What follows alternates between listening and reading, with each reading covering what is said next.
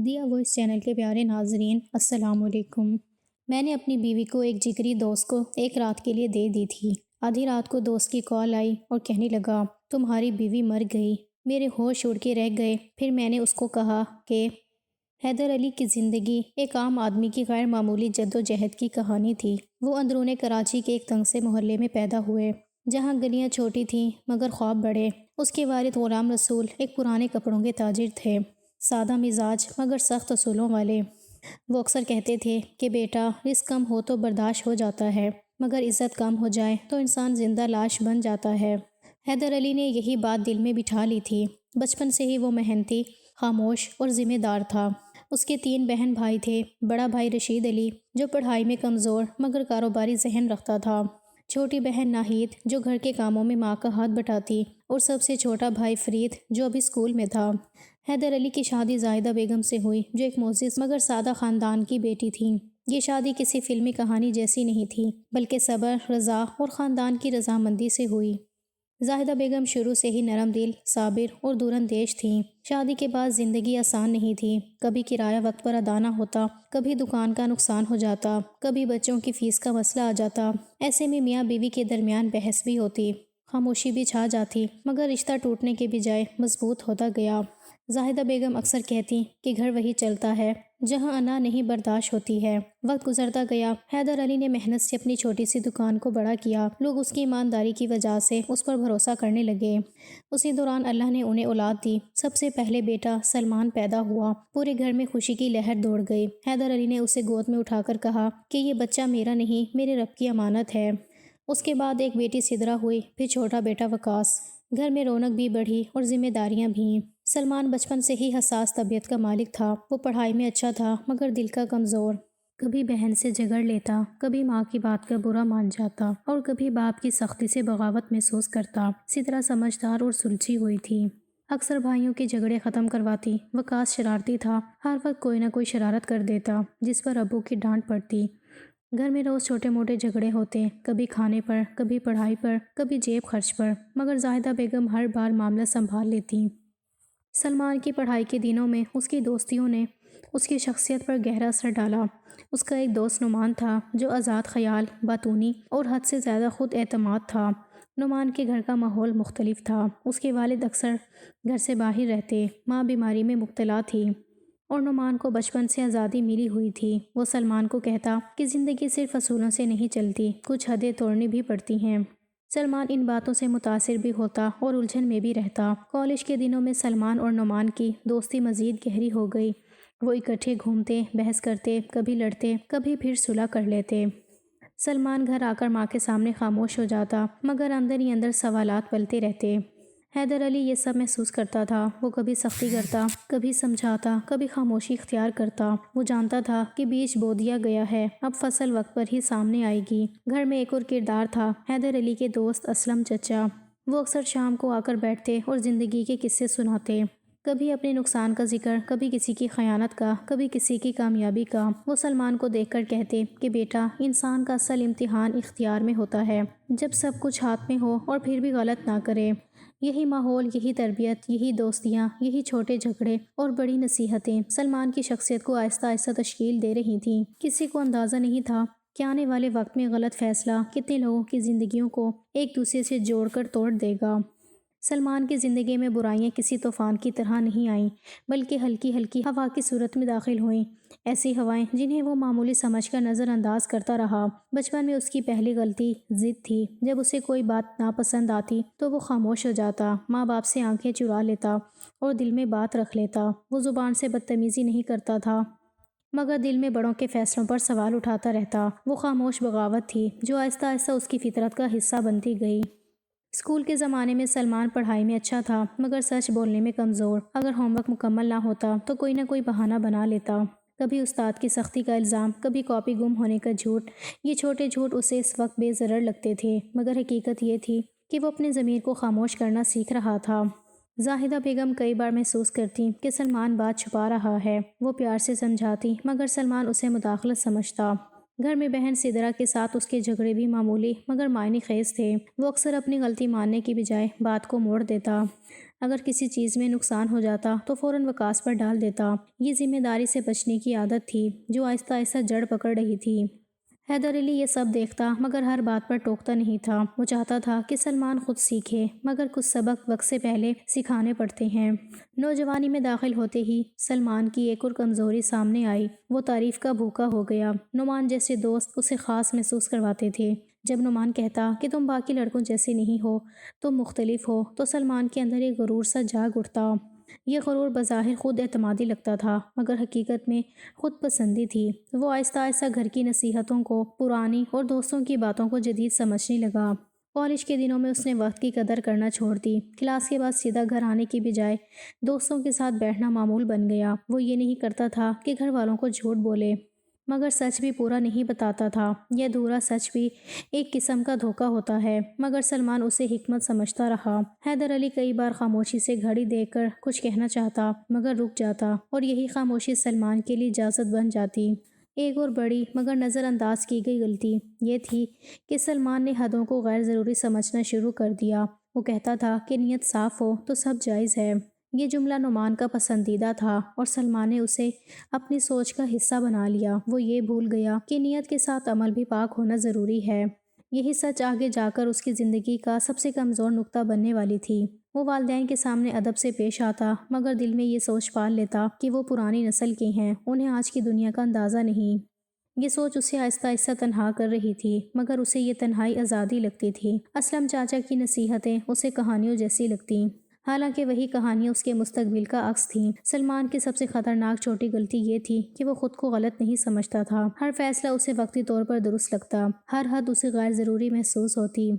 یہ وہ مقام تھا جہاں انسان گرنے سے پہلے خود کو سب سے زیادہ محفوظ سمجھتا ہے۔ یہ ساری چھوٹی چھوٹی کوتاہیاں مل کر ایک ایسی بنیاد بنا رہی تھیں جس پر ایک دن بہت بڑا زلزلہ آنا تھا۔ کوئی نہیں جانتا تھا کہ یہی خاموش جھوٹ، ادھوری سچائیاں، نظر انداز کی گئی نصیحتیں اور معمولی سمجھی گئی لغزشیں ایک دن کئی زندگیاں ہلا دیں گی۔ سلمان کی جوانی جیسے جیسے آگے بڑھ رہی تھی، گھر کے اندر اس کی سوچ اور گھر والوں کی سوچ کے درمیان فاصلہ بھی بڑھتا جا رہا تھا۔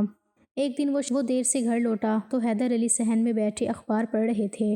گھڑی کی طرف دیکھ کر انہوں نے آہستہ مگر گہری آواز میں کہا، سلمان، وقت کا حساب رکھنا سیکھ لو، یہ عادت انسان کو پہچان دیتی ہے۔ سلمان نے جوتے اتارتے ہوئے لاپرواہی سے جواب دیا، ابو، بس دوستوں کے ساتھ بیٹھا تھا، کوئی بری بات تو نہیں؟ حیدر علی نے اخبار تہہ کرتے ہوئے کہا، بری بات ہمیشہ شور مچا کر نہیں آتی بیٹا، کبھی خاموشی سے بھی انسان کو کھا جاتی ہے۔ سلمان خاموش رہا مگر دل میں سوچتا رہا کہ ابو ہر بات کو حد سے زیادہ سنجیدہ بنا دیتے ہیں۔ اندر کمرے میں سے زاہدہ بیگم نے اسے دیکھا تو نرمی سے بولی، کھانا ٹھنڈا ہو رہا ہے، ہاتھ منہ دھو لو۔ سلمان نے ماں کی آنکھوں میں دیکھ کر کہا، امی آپ ہی سمجھتی ہیں مجھے، بس سب باتوں کا پہاڑ بنا لیتے ہیں۔ زاہدہ بیگم نے ہلکی سی مسکراہٹ کے ساتھ جواب دیا، بیٹا، ماں سمجھتی ضرور ہے مگر اندھا اعتماد نہیں کرتی۔ کالج میں نعمان سلمان کا سب سے قریبی دوست بن چکا تھا۔ ایک دن کینٹین میں بیٹھے نعمان نے ہنستے ہوئے کہا، یار سلمان، تم بہت سیدھے ہو، زندگی ایسے نہیں چلتی۔ سلمان نے چونک کر دیکھا تو کیسے چلتی ہے؟ نعمان نے کرسی پیچھے سرکاتے ہوئے کہا، حدیں تھوڑی نرم کرنی پڑتی ہیں، دوستی ہو، رشتہ ہو یا مزاح، سب میں رسک لینا پڑتا ہے۔ سلمان نے ہچکچاتے ہوئے کہا، لیکن ابو کہتے ہیں کہ ہر چیز کی ایک لکیر ہوتی ہے۔ نعمان کہا لگا کر بولا، وہ پرانی نسل ہے یار، آج کل لکیر نہیں، سپیس ہوتی ہے۔ یہ بات سلمان کے دل میں بیٹھ گئی۔ وہ نامکمل انکار کر سکا، نامکمل قبول، مگر سوچ کا رخ بدلنے لگا۔ اسی دوران اس کی بہن سدرا نے ایک دن سخت لہجے میں کہا، بھائی تم بدل رہے ہو۔ سلمان چونکا، کیا مطلب؟ سدرا نے آنکھوں میں نمی لیے کہا، پہلے تم گھر کی باتوں میں شامل ہوتے تھے، اب بس اپنی دنیا میں رہتے ہو۔ سلمان نے بیزاری سے جواب دیا، ہر کسی کو بڑا ہونے کا حق ہوتا ہے۔ سدرا نے آہستہ کہا، بڑا ہونا الگ بات ہے، بڑوں سے کٹ جانا الگ۔ نعمان کے ساتھ وقت گزارنا سلمان کے لیے آسان تھا کیونکہ وہاں سوال نہیں تھے، بس آزادی تھی۔ ایک دن نعمان نے ہنستے ہوئے کہا، یار شادی کے بعد بھی اگر دوست نہ ہو تو زندگی قبر بن جاتی ہے۔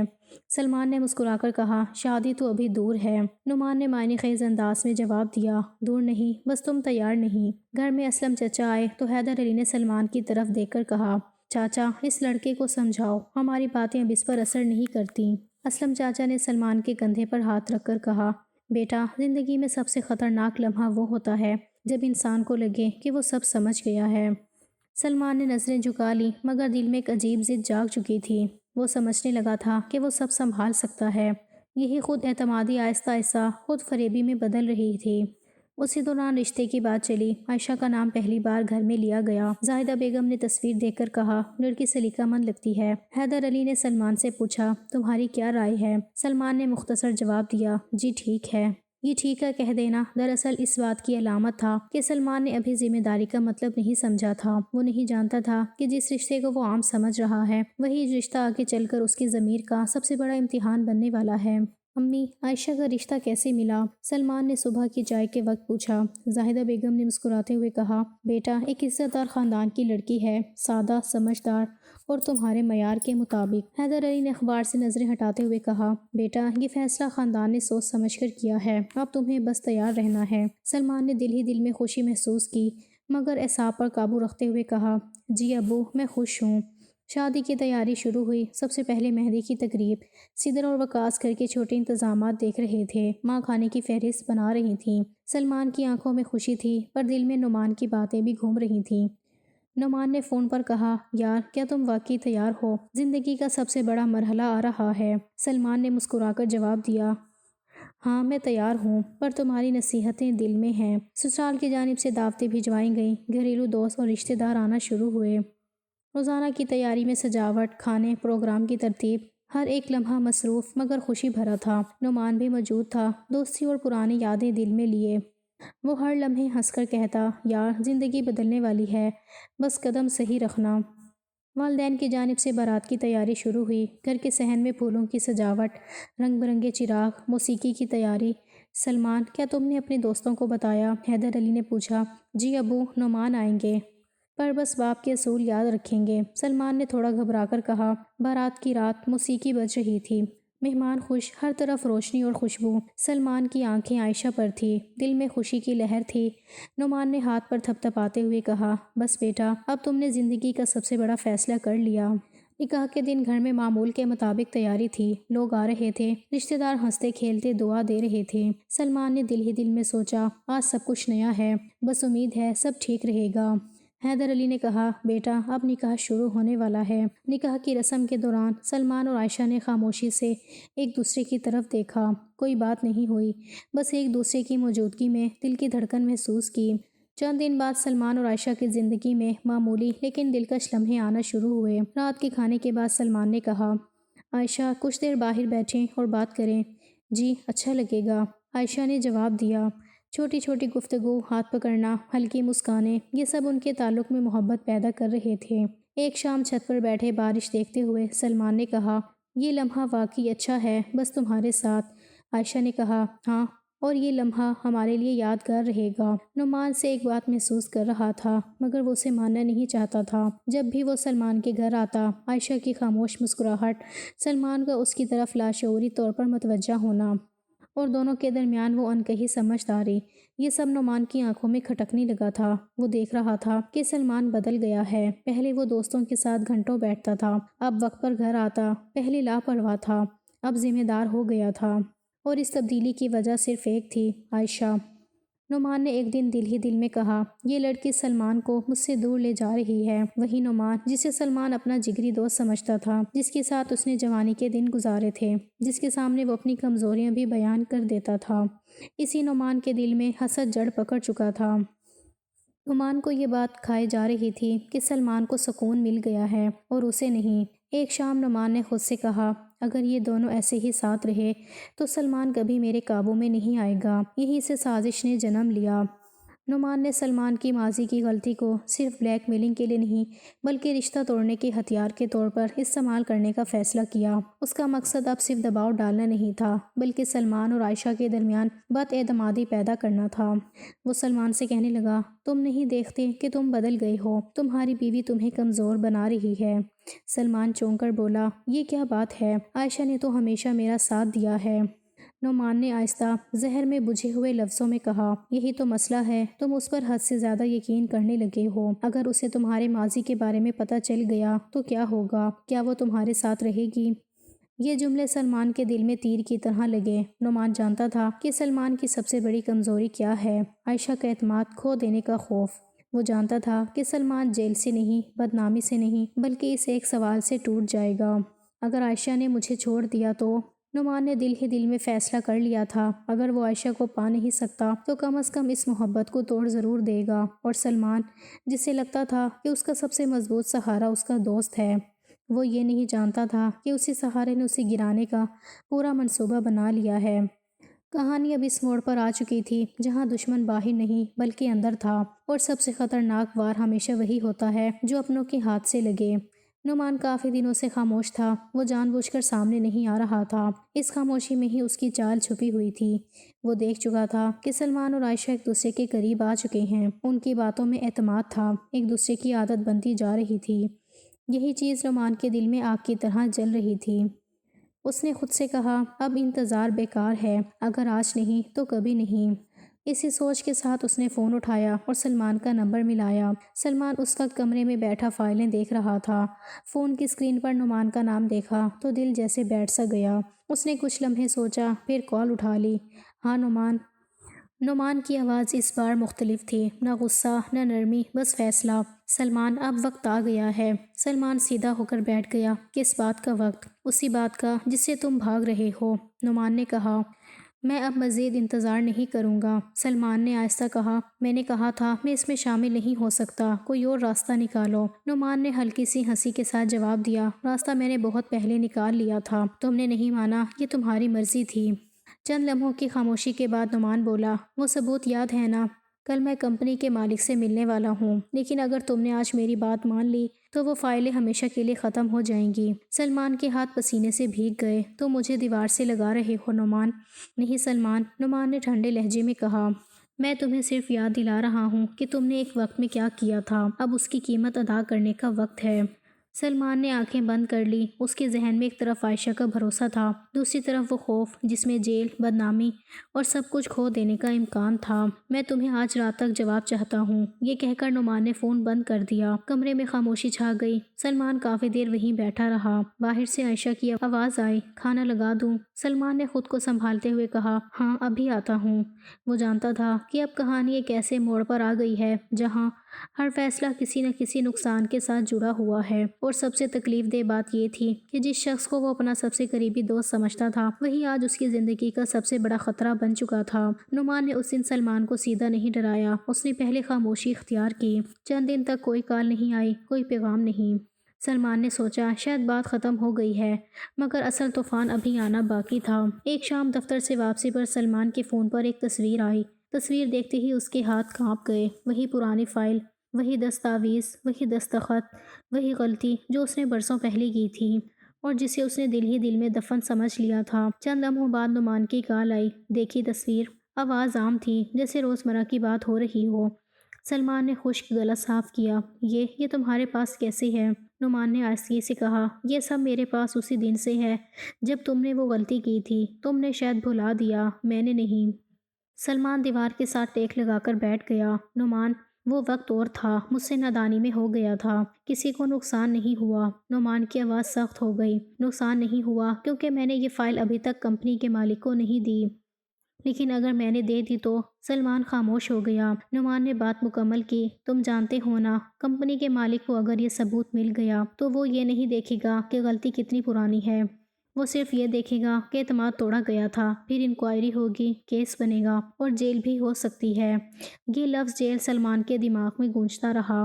میں تمہیں برباد نہیں کرنا چاہتا سلمان، نعمان نے قدرے نرم لہجے میں کہا، بس میری ایک بات مان لو اور یہ ثبوت ہمیشہ کے لیے ختم۔ سلمان نے کانپتی آواز میں پوچھا، کیا بات؟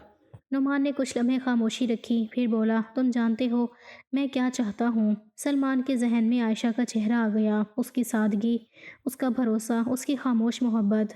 یہ ناممکن ہے، سلمان بامشکل بول پایا، وہ میری بیوی ہے۔ نعمان نے سرد لہجے میں کہا، تو پھر تیار رہو، میں کل یا پرسوں کمپنی کے مالک سے مل سکتا ہوں، ثبوت مکمل ہے۔ کال کٹ گئی۔